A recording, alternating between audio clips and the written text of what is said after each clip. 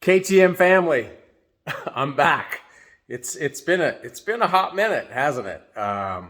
Geez, I think it might even be about a month, but yeah, I'm back. What have I been doing all this time? Riding the motorcycle. Yeah, for sure, doing a lot of riding, and I want to talk a little bit about it. So let's flip the camera. Yes, we're back in the garage here. We're talking KTM. We're talking 390 adventure. We're talking 890 adventure. 2023, 2020. And before we get too far, let's check the clock here. Check the clock. 1,379 miles on the 890. And where is this one? 3,077. So yeah, we've been doing some riding, which is fantastic. And let me show you what's left of the rear tire here. This thing is just getting beat up. Look at the difference in the leading edge. It is just getting eaten alive, because I've been spinning this tire up like a madman on the dirt, and honestly on the road, I've been really ripping this thing. You can maybe see that it's getting its share of pavement use as well as dirt use. But you know what? This is the important thing I want to talk about. After we worked out a couple of the kinks on this 890, this thing has been freaking bulletproof. You know, we had the coolant leak. We had some other nonsense happening. I don't remember all of the issues, but you know what? They were all quickly resolved. And once they were resolved, boom, she's been just doing great. Super reliable, not an issue. I think I've got the suspension kind of where I like it. I've really been playing a lot with the rebound and trying to make it a little slower, which has made the ride a little more comfortable. I will definitely say that, I sometimes wish for a little bit more spring in the front end, like a heavier spring. When I ride this off-road, I always bottom the front. And I don't know, 196 pounds or something like that. So I would say on the road, fantastic. Light off-road, also fantastic. When you start doing bigger bumps or, dropping the front hard on things, definitely has a tendency to bottom the fork. I haven't really had any issues with it. It's just something that maybe in the future I'll consider correcting. But other than that, man, this thing has just been doing great. Really, really happy with the Vanash bar riser combination that I put on. I don't know, it's been about a month, I guess, since the last video. I did the bar riser. I kind of tweaked the angle of the bars over here. Had no issues with any of the cable lengths, and man, just super comfortable. I also have the seat set in the high position, which to me, man, it just makes everything perfectly line up for where I want to be. The Vanash GPS mount with my, what is it called here? I guess military grade rugged smartphone gizmo gadget with the ball mount. This thing has also been bulletproof. Not a single complaint. I don't even know if I can say anything bad about this bike. That's where I'm at. What have I got going on? Like changes? Since the last video, I haven't made no changes except put gas in it. But I do have the large Vanash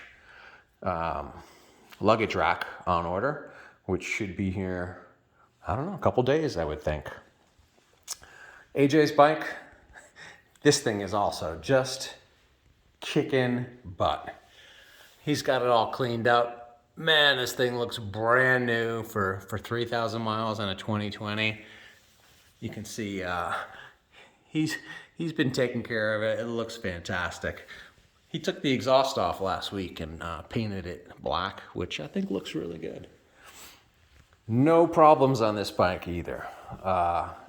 It's been 100% rock solid, bulletproof.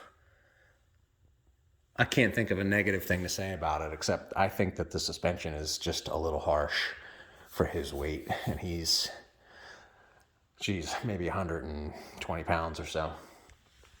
So, yeah, I would say that's one negative. If you're super light, I think that this bike is really stiff.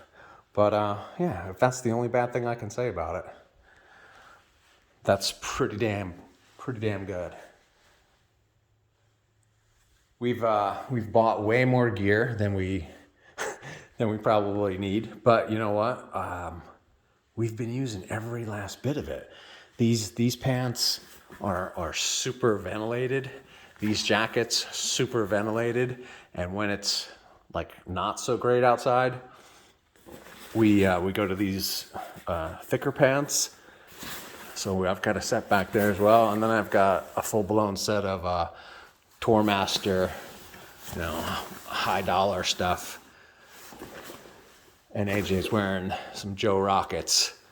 So we've got a really great selection of gear to choose from. And also, we're both rocking some Alpine Star shoes. So he's got a different model than I have. I forget